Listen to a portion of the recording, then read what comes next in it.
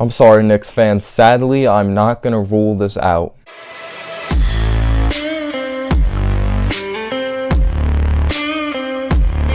What's going on, guys? Welcome in to Clutch B-Ball TV. I hope you guys are having an amazing day or night, and today I'm going to be talking about the possibility of Obi Toppin and Julius Randle playing together. Yes, Knicks fans, I know you guys hate to hear that, and I hate to hear that too, even coming out of my mouth. But the reason I decided to make this video, I came up with this video idea because Julius Randle was asked a question about Obi Toppin, and he also answered some questions about how he thinks Obi Toppin and him would actually fit together if they did go on to start or if they are on the court at the same time. As you guys know, we did go on to sign Julius Randle last offseason. He's the highest paid player on this basketball team. He came off of having a good year with the New Orleans Pelicans, and he definitely came on strong towards the end of the season. He was originally drafted by the Lakers, and he had some injuries, and he showed some flashes. But a lot of Knicks fans were excited about Julius Randle. It was just the way we used him, and we don't like his basketball IQ. If it's him being very ball dominant, making terrible decisions, spinning into double teams,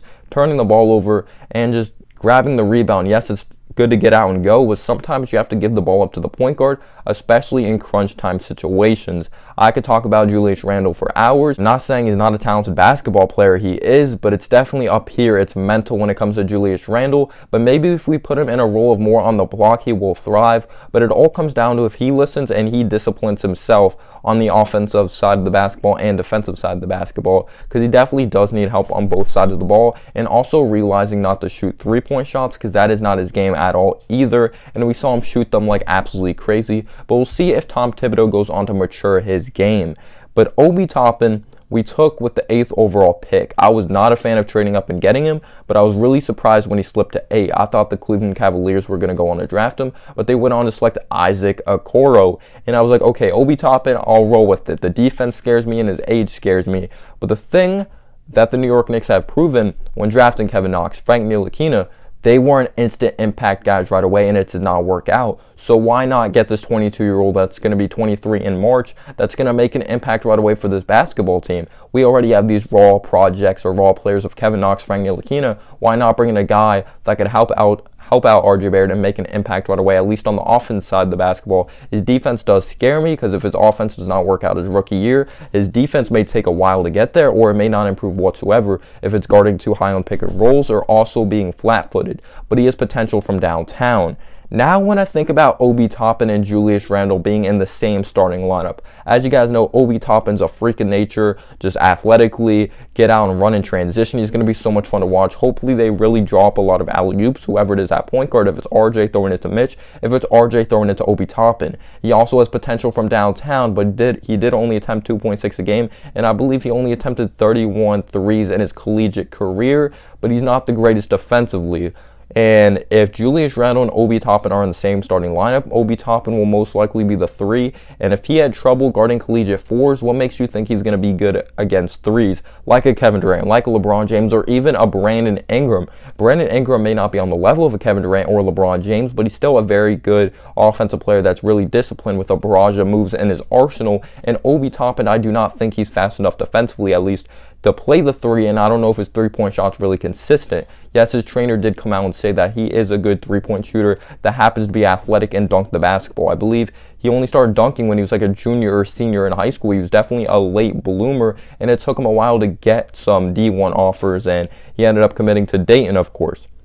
But he has a game that's very interesting. Then you have Julius Randle. Obi Toppin does not need the ball in his hands to be successful. He's good at moving without the basketball. The thing with Julius Randle, like I said, being very ball dominant, doesn't have the highest basketball IQ, takes bad shots, spins into double teams, turns the ball over. Julius Randle may not recognize when Obi Toppin's cutting. He may not recognize when he's open, because Julius Randle has that tunnel vision. And again, I don't know if he's a good enough shooter to play the 3, Obi Toppin.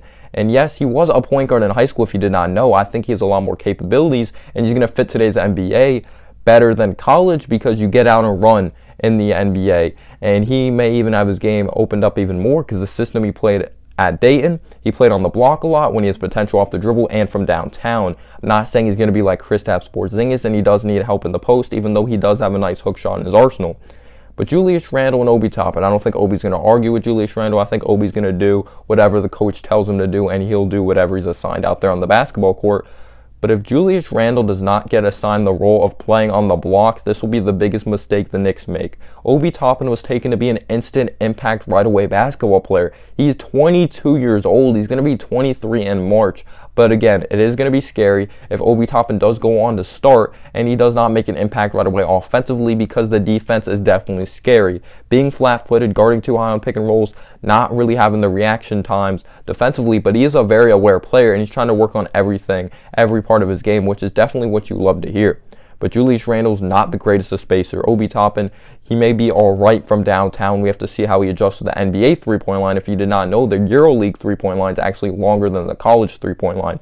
And you guys have to keep in mind, Julius Randle may start over Obi Toppin, or Julius Randle may be in that starting lineup with Obi Toppin, because Tom Thibodeau, he might not care about the fit. He just may be like, okay, Obi Toppin, he's as good as it gets for a rookie offensively. He came out and said that, and he's so talented, we need him in the starting lineup. And Julius Randle, we need talent on this team, so I'm going to put all the talent I can in that starting lineup.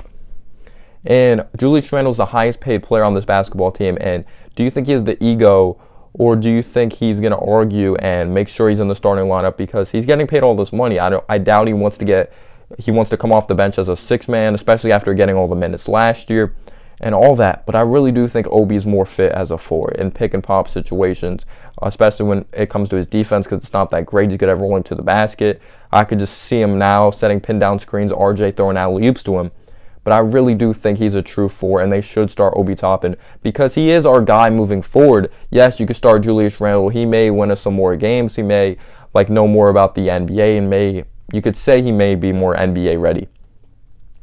But why would you let someone get an opportunity or stardom that may not be a part of the future?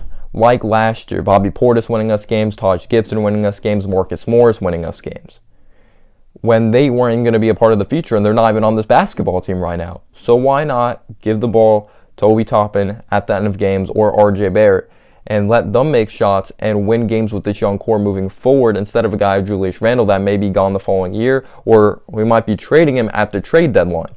But I recommend starting Obi Toppin. Props to Julius Randle if he's getting paid, because he's getting paid all this money and he started all of last year. If he has the balls, or he's man enough to come off the bench, I really respect Julius Randle. But it may just be the coaching. He may be good on the block and he may have a more disciplined game, or he might have just been taken out of his comfort zone, because I don't know if Mike Miller let him do the same things David Fizdale did, or Mike Miller told Julius Randle to do the same things and he just didn't listen to him.